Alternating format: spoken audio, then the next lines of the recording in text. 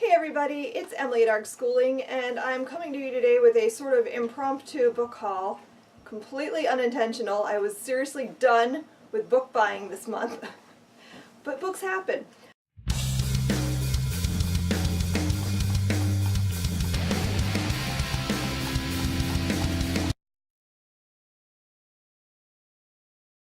So this week I had a kind of emergency situation. We had to rush down to Virginia on Tuesday because my father's wife died, and so we needed to be there for the funeral.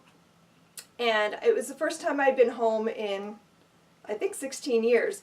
So my mom was so excited to see me and the kids, and I wanted to treat her to something special. So I took her to a bookstore that I remembered from when I lived there. I didn't expect it to still be there, but it was. It was exciting. It was one of my favorite stores back when I lived in Virginia, and so we went to Books-A-Million. I expected to buy my mother books, and I came home with some things, but I was really excited. I got some good stuff. So like I said, I planned on buying my mother books. I wasn't even looking at things for me, and this is what I came home with. Yeah. This is what happens when I go into a bookstore. Especially if I go into that bookstore with my husband. He is the instigator. Actually, most of this is his fault. I'm going to blame him. This was not me this time. For once, it was my husband forcing books on me. So this is actually a set that they had in the store, and we don't have a Books-A-Million up north, so it was sort of one of those situations where my husband was like, you have to buy all of them because you'll never see them again. So against my better judgment, I bought all of them. I'm just going to show you each one. So this one is called Gothic Swords and Steam Short Stories. Are all short story collections. Let me just see how beautiful these are. They're lovely spines. I mean, they're super pretty. So this one is Swords and Steam, so it's like steampunk short stories. You know, they're Jules Verne and Robert Louis Stevenson and Arthur Conan Doyle, so they're just tons of steampunk short stories. And then we've got, this one is Crime and Mystery Short Stories. Again, they're so pretty. And I think this is called, yeah, they're all the Gothic Fantasy collection. So Gothic Fantasy is the series. And these are all the crime and mystery short stories. And yeah, these have authors like Charles Dickens, Arthur Conan Doyle, G.K. Chesterton, and let's see, Edgar Allan Poe. So pretty. Really, my husband was like, think about how beautiful your shelf is going to be. These are all H.G. Wells, and it's like a red tinted cover for this one.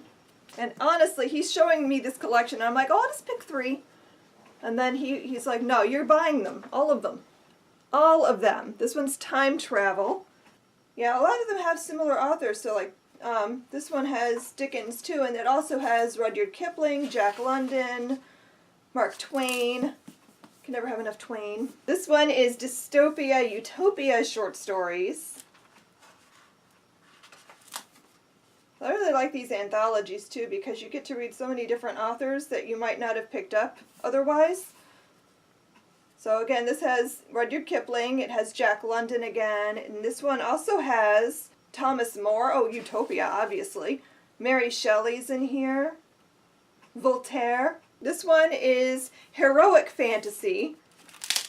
So this one has the Odyssey's in here, but only like one section of it, obviously, because that would be ridiculous. Sir Gawain and the Green Knight, The Song of Roland, Howard Pyle, of course. I was expecting to see some Howard Pyle in here. Andrew Lang. So pretty.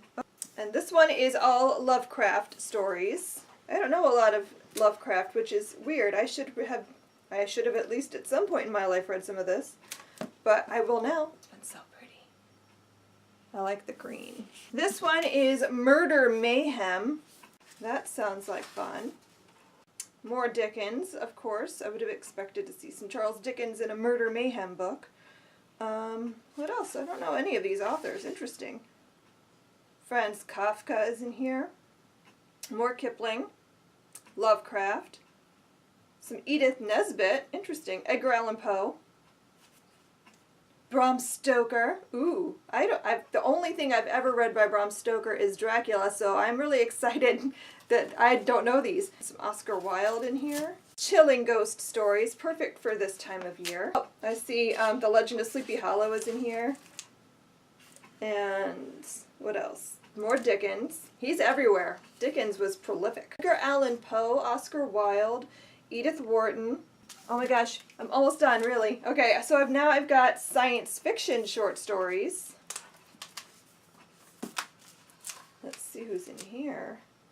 Arthur Conan Doyle, E.M. Forster, Jack London. Didn't know Jack London wrote science fiction. That's Mark Twain. Okay, Jules Verne. And the last one in that pile, this one is gothic fantasy supernatural horror. So we had ghosts, we had science fiction, and we had murder and mayhem. Now we get the supernatural stuff. Okay, this more Arthur Conan Doyle.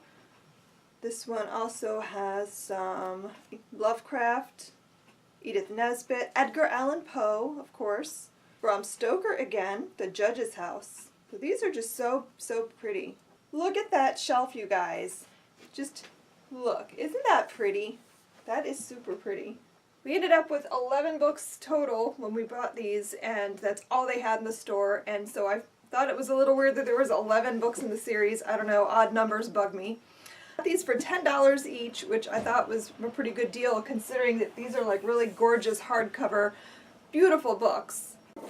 And the original price on these is $30, so they were having a sale, I guess. We lucked out that day that we went when we did. Yeah, so we got these for $10 each, and when we got home, my husband looks it up and he's like, hey, there's more in the series. So Lost World is out, probably the most recent that has come out, and they didn't have it in the store. And I walked that store a lot, so I wasn't there. But there's one more coming out in 2 days, and then there's 2 more coming out on December 15th, I believe. And so I assume this is an ongoing series. I don't know how many there will be, but I imagine my husband is going to buy all of them. So I will end up with the whole series at some point. Because you can actually find these, I want to say, on Amazon. But they're not going to be as cheap as they were in their bargain sale price at $10 each. So if you have a Books A Million nearby, I suggest heading over there and seeing if they have this series on sale for you, because for as pretty as they are, I mean, these just look like one of those fancy bookshelves you see in those old libraries, and I love that. And of course, that's not all I bought at the bookstore, right? Because I was there with my kids. So my son picked out, this is, I don't know, Drawing Manga, The Artist's Guide to Drawing Manga by Ben Crafta, I believe. Yeah. And I don't know why he thinks he needs more books on how to draw manga, but there you go. Manga. Sorry, I said manga. They would kill me. And my youngest, I picked this up for her. This is In a Dark, Dark Room and Other Scary Stories. This is one of those I Can Read It books. It's level 2. She is very into scary things right now, so I got that for her for a fun reader. And then my daughter picked up this Jim Henson biography. She has always been obsessed with Jim Henson. She wants to make puppets and be a puppeteer and be just like Jim Henson. So she saw that and had to have it, and I was like, yeah, why not? I'm already buying the store. Might as well add some more to the pile. So that is what I came home with from Virginia. I had a really lovely visit. I'm glad I was able to get down there, visit my family, and take my mom shopping. I also bought her a couple books. I found her a set of mine. I wanted to buy her this set in particular of the Lord of the Rings books because I think it's beautiful. It's gorgeous. It comes in this little like leathery feeling slipcase. The books feel like they're leather bound. They're a little bit small, but I think that's nice because they don't take up as much space. They're like pocket sized and they're just adorable. And when I went to order it for her on Amazon, they were sold out and there weren't any more left, and the only ones that they had were used and they were ridiculously expensive. So when I was at Books A Million with her and she said she was hoping to find a new set of Lord of the Rings books, I made a beeline and I found this and I was like, that's what you're getting. And I also bought her a copy of Pillars of the Earth because she's never heard of it or read it, and I was like, well, you have to, because Pillars of the Earth is brilliant. It's really good. Now she has Pillars of the Earth. I hope she reads it soon because I want to talk to her about it. I might have to do a reread. It's been a couple of years, but this book is so good. If you haven't read it, you should absolutely pick it up. It's brilliant. That's what I have for you today. I hope you enjoyed this video. Hope you guys had a great week, and I will see you in my next one. Happy reading. Bye.